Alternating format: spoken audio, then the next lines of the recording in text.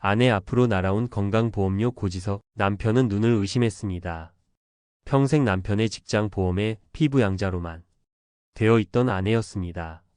단 한 번도 보험료를 직접 내본 적 없던 아내에게 이제 매달 20만 원이 넘는 돈을 내라는 통지가 날아오기 시작한 겁니다. 고작 아파트 한 채를 공동 명의로 바꿨을 뿐인데 도대체 왜 이런 일이 생긴 걸까요? 오늘은 양도세 몇 푼 아끼려다 매달 더 큰 돈이 줄줄 새어 나가는 부부 공동 명의의 무서운 함정에 대해, 그리고 그 함정을 현명하게 피해가는 방법에 대해 이야기해 드리겠습니다. 부동산 전문가나 세무사들이 공동 명의를 추천하는 데는 물론 이유가 있습니다. 세금 절약, 분명한 장점은 맞습니다. 특히 집을 팔 때 내는 양도소득세와 고가 주택에 부과되는 종합부동산세를 줄이는 효과는 매우 큽니다. 실제로 1주택자 기준으로 단독 명의는 공시가격 12억 원까지 종합부동산세가 공제되지만 공동 명의는 부부 각자 9억 원씩 총 18억 원까지 공제받아 고가 주택일수록 유리한 구조입니다. 한 언론사 분석에 따르면 만약 양도 차익이 5억 원인 주택을 팔 경우 공동 명의를 통해 약 2,300만 원이 양도세를 아낄 수 있다는 구체적인 계산도 나옵니다.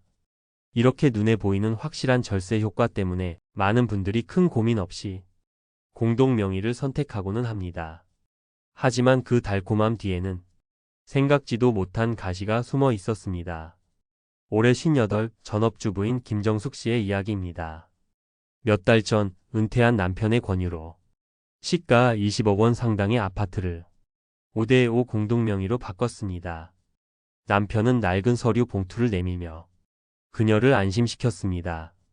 정숙 씨, 이거 해두면 나중에 우리가 집 팔 때 세금 몇 천만 원 아끼는 거야. 다 당신이랑 나 좋으라고 하는 거지. 남편의 말을 믿고 김정숙 씨는 별다른 생각 없이 서류에 도장을 찍었습니다.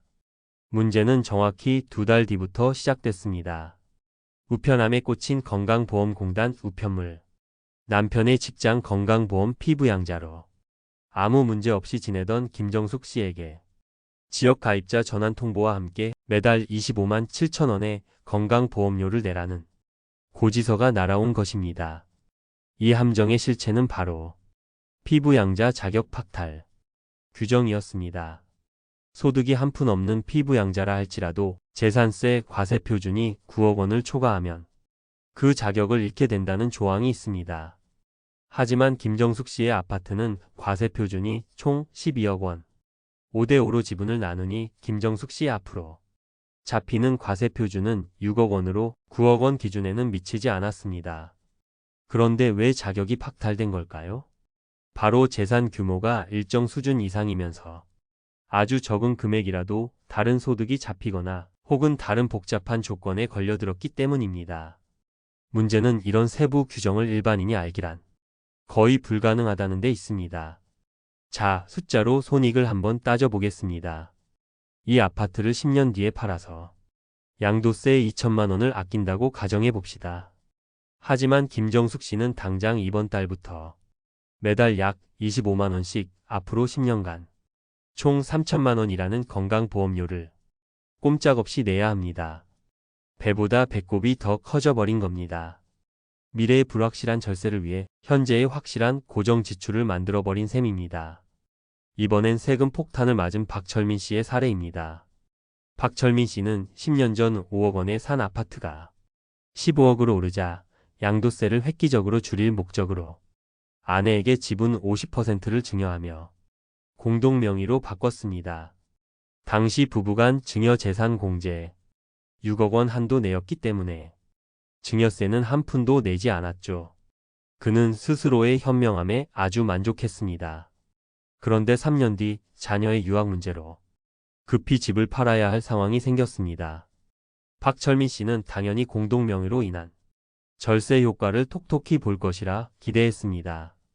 하지만 세무서에서 날아온 양도세 예정 고지서는 그의 기대를 산산조각 냈습니다.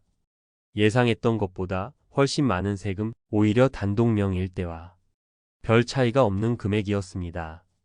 그는 망연자실했습니다. 이 함정의 이름은 바로 증여 후 5년 내 매도 시 적용되는 2월 과세 규정입니다.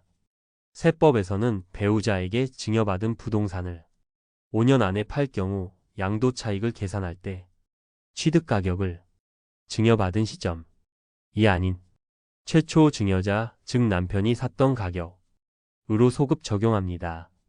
쉽게 말해 아내의 지분 50%에 대한 취득가액이 증여 당시 시세인 7억 5천만 원이 아니라 10년 전 박철민 씨가 샀던 가격인 2억 5천만 원으로 계산된 것입니다.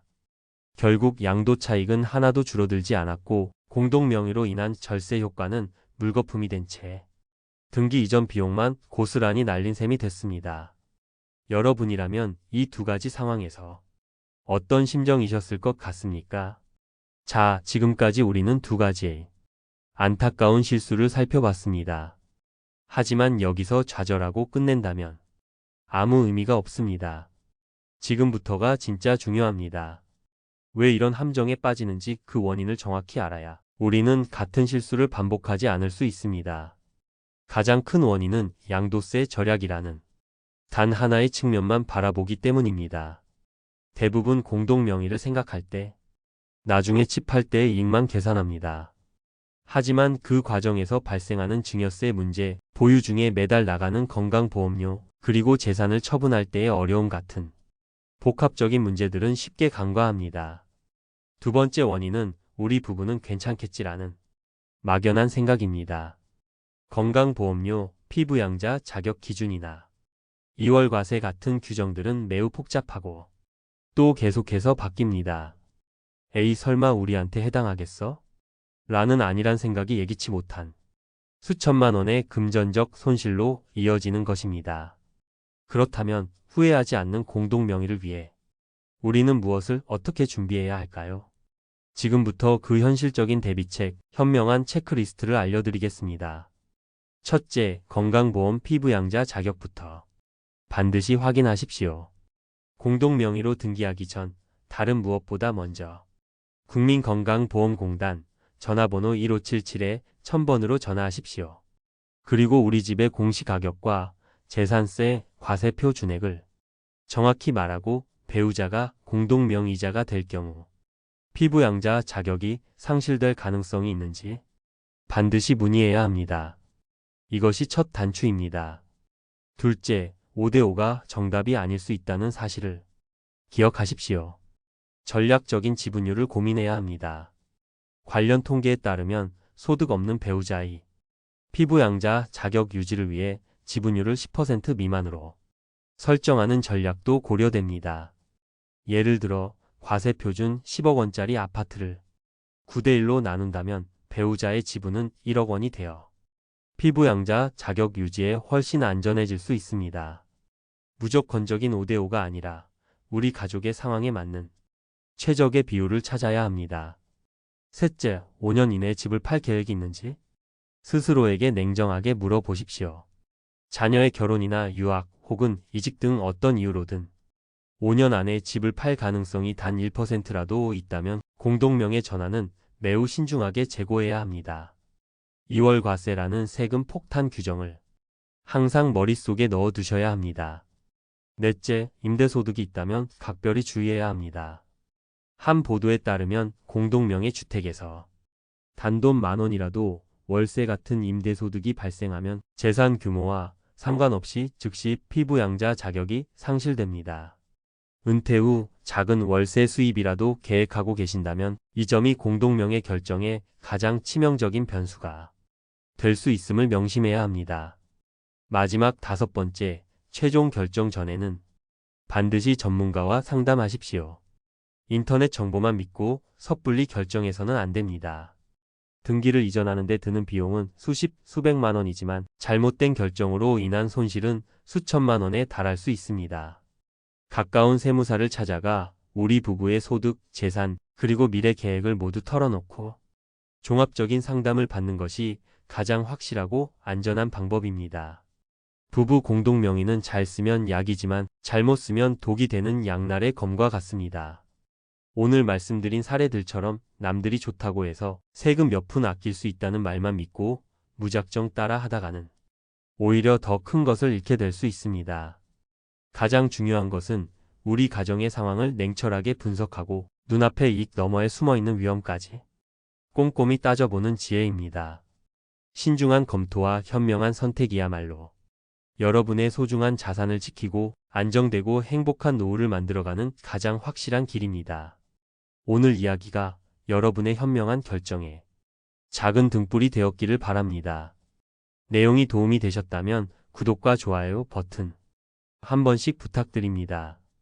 또한 비슷한 고민을 하고 계시거나 다른 좋은 지혜가 있으시다면 댓글을 통해 소중한 의견을 나눠주십시오. 여러분의 참여가 더 나은 정보를 만드는 데 큰 힘이 됩니다. 감사합니다.